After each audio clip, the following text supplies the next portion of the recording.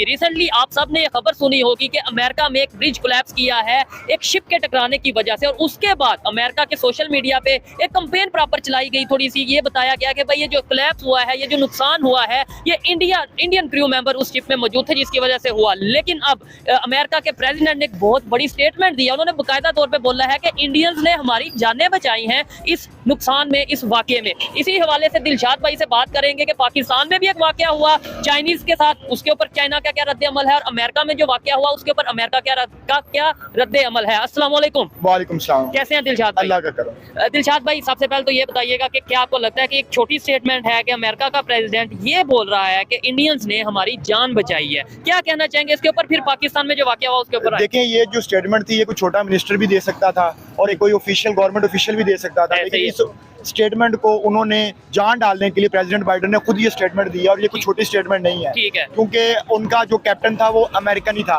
लेकिन वो जो 22 क्रू मेंबर्स थे उनकी वजह से शिप के अंदर वो इंडियंस थे, और पहले तो उनके ऊपर अटैक किया जा रहा था, तनकीद की जा रही थी सोशल मीडिया के ऊपर कि ये इंडियंस के ऊपर बहुत ज्यादा अटैक्स किए जा रहे थे कि भाई इंडियंस की वजह से ये हमारा नुकसान हो गया। लेकिन जो बाइडेन ने आके फ्रंट से लीड करते हुए वहाँ पे आकर उन्होंने स्टेटमेंट दी और क्लियर कर दिया। और उसी तरह पाकिस्तान के अंदर एक वाकया हुआ है कि 5 चाइनीज जो है वो उनको एक्सीडेंट हुआ, चाहे जान गई उनकी 5 लोगों की। और लेकिन चाइना की तरफ से हालांकि हमारा चाइना ब्रदर मुल्क हम उसको कहते हैं, और पाक चीन दोस्ती जिंदाबाद शुरू से हम सुनते आ रहे हैं, लेकिन वहां से कोई ऐसी स्टेटमेंट नजर नहीं आई कि जिससे बंदा ये कह सके कि चाइना का जो प्रेसिडेंट है उसने कोई ऐसी स्टेटमेंट दी। वो तो यही समझ रहे हैं कि ना पाकिस्तान की वजह से जो है वो इस तरह के मसाइल हुए। उधर से तो प्रॉपर चाइना की तरफ से ये स्टेटमेंट ऐसी हमें सुनने को मिली है। हमारे पाकिस्तान के मीडिया पे ये जा रहा है कि चाइना नाराज हुआ है इस बात पे, बाकायदा उन्होंने नाराजगी का और इस तरीके से गुस्से का इजहार किया है कि, और ये भी सुनने में आ रहा है कि शायद वो अपनी सिक्योरिटी, अपने लोगों की सिक्योरिटी के लिए अपनी एजेंसी, अपनी फोर्सेज के लोग भेजेंगे यहाँ पे। और ये देखिए पाकिस्तान के लॉ एंड ऑर्डर के लिए कितनी ज्यादा ये हैरानकुन बात है कि अगर वो अपनी फोर्सेज यहाँ पे चाइनीज आर्मी यहाँ पे आ जाए। देखें कि पाकिस्तान, इसका मतलब है कि पाकिस्तान के अंदर जो लॉ एंड ऑर्डर की सिचुएशन है वो बहुत ज्यादा खराब है। और फिर इस तरह तो हम लोगों को जो बाहर की इन्वेस्टमेंट है वो तो पाकिस्तान में ऐसे नहीं आ सकती अगर हम ये देखेंगे कि सिक्योरिटी के मसाइल भी पाकिस्तान के बेहतर नहीं है। नहीं, उसमें तो फिर ये हो जाएगा ना, लेट्स सपोज चाइना कहेगा, अगर ऐसा होता है कि चाइना कहेगा कि हम अपने लोगों की सिक्योरिटी के लिए अपने ही लोग भेजेंगे, कल को अगर यूएस यहाँ पे कोई इन्वेस्टमेंट करना चाहेगा वो भी ये कह देगा कि ठीक है भाई हमारे जो लोग हैं उनकी सिक्योरिटी के लिए हम अपने लोग भेजेंगे। रशिया कहेगा हम अपने, यानी कि यहाँ पे जो भी कंपनी आएगी मल्टीनेशनल वो साथ अपने कंट्री की सिक्योरिटी भी लेके आएगी। तो कैसा लगेगा, इधर इंडियन आर्मी, इधर क्या नाम लेते हैं चाइनीज आर्मी, इधर रशियन आर्मी, इधर यूएस आर्मी फिर रही होगी साथ साथ।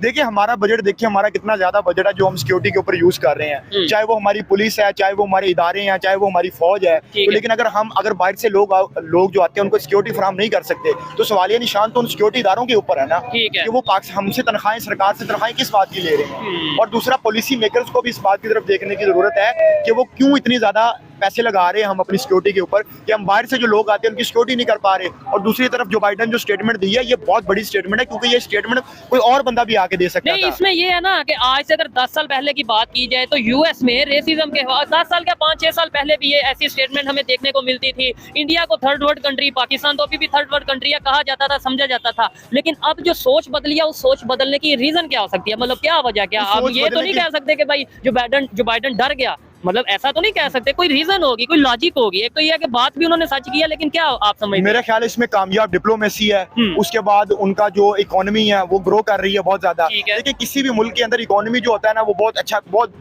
इंपॉर्टेंट फैक्टर होता है। जब आप ग्रोथ कर रहे होते हैं, जब आपकी इकोनॉमी बेहतर होती है, जब आपकी डिप्लोमेसी अच्छी होती है, जब आपके ताल्लुकात दूसरे मुल्कों के साथ अच्छे होते हैं, बेहतर होते हैं, आप तनहा नहीं होते। जैसे पाकिस्तान अब इस टाइम के ऊपर तनहा एक तरह का, तो पाकिस्तान के ना तो किसी इस्लामी मुल्क के साथ इतने अच्छे ताल्लुकात हैं और ना किसी यूरोपियन यूनियन के साथ अच्छे ताल्लुकात है, ना अमेरिका के साथ अच्छे ताल्लुकात हैं। बल्कि अमेरिका के साथ तो हमारा पिछले जब से इमरान खान की गवर्नमेंट गई है तब से मसला चल रहा है डोनाल्ड लू वाला, ठीक है। और इस बात के ऊपर रूस ने भी वैसे एक स्टेटमेंट दिया कि जो अमेरिका है उसने पाकिस्तान की तरफ मुदाखलत की है, लेकिन अभी तक उसको मंतकी अंजाम तक नहीं पहुंचे। ठीक है। इधर एक और चीज भी मैं बताना चाहता हूँ देखने वालों को, जैसे 76 साल हमें ये बताया गया कि हमारा अगर कोई दुश्मन है, हमारी अगर किसी से जंग होगी तो वो नेबर कंट्री इंडिया है। लेकिन अब पाकिस्तान के अदारे, पाकिस्तान की मीडिया, पाकिस्तान की पब्लिक में ये तासुर दे रही है कि नहीं अब इस टाइम हमारा मुकाबला, जाहिर बात है सबको पता चल गया कि वो कहाँ चले गए, तो हमारा मुकाबला अफगानिस्तान से। यानी कि मीडिया पे ये चल रहा था 24 घंटे कि अफगानिस्तान को मुंह तोड़ जवाब दे दिया, यानी अफगानिस्तान से अब हम मुकाबला कर रहे हैं। क्या समझते हैं इसके ऊपर? दूसरे नंबर पे क्या ये लॉजिक बनता है?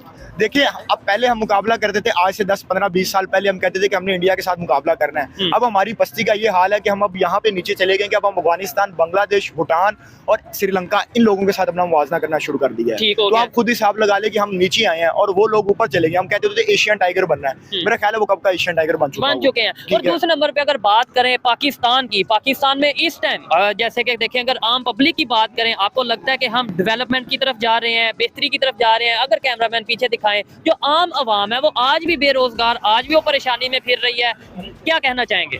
देखिए आम पब्लिक जो है वो काफी परेशान है और उसकी वजह ये है कि हमारे ऊपर जो ये जो एक्सटर्नल डेब्ट है, जो हमारे ऊपर बैरूनी कर्जे हैं वो बहुत ज्यादा है और उसका बोझ जो है वो आवाम को बर्दाश्त करना पड़ता है और आवाम के पास बहुत ज्यादा मसाइल है। और अब रिसेंटली अब हमने जब IMF की ट्रेंच लेनी है, उसके लिए भी हमें गैस, बिजली, पानी हर चीज महंगी करनी पड़ेगी और आम इंसान की जिंदगी उतनी ज्यादा मुश्किल होती चली जाएगी। और आप दूसरी तरफ देखें तो वो दूसरा जो इंडिया है वो अब दूसरे मुल्कों में अपनी इन्वेस्टमेंट कर रहा है और हम जो है वो लोन ले रहे हैं और लोन के लिए हम गारंटियां ढूंढते फिर रहे हैं। कभी हम सऊदीया की गारंटी देते हैं तो कभी हम अमेरिका से गारंटी लेके देते हैं, कभी चाइना की गारंटी रिक्वेस्ट करते हैं।